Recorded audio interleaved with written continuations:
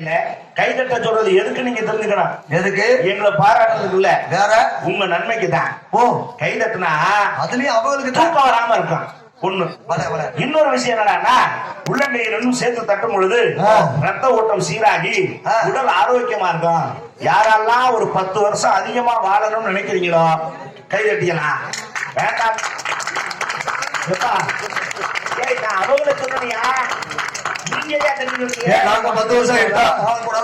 உங்களுக்கு பிடிக்கலையோ இல்ல என்னன்னு கேக்குறேன். எந்த பைத்தியக்காரனாவது நம்புவானா நான் சொன்னதை?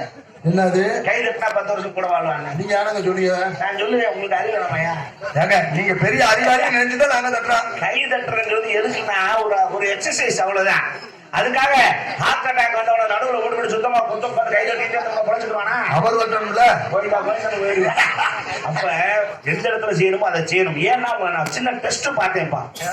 நம்ம பெரிய பெரிய அறிவாளிகளும் ஞானிகளும் பேச்சாளர்களும் நம்மள என்ன சொல்லிருக்காங்க தெரியுமா? என்ன சொன்னாங்க? மனுஷ பைய பூரா செம்மறியாட்டு கூட்டம்டான்ட்டான். ஏகா செம்படியா ஐந்தறிவு மனிதனுக்கு 6 அறிவு.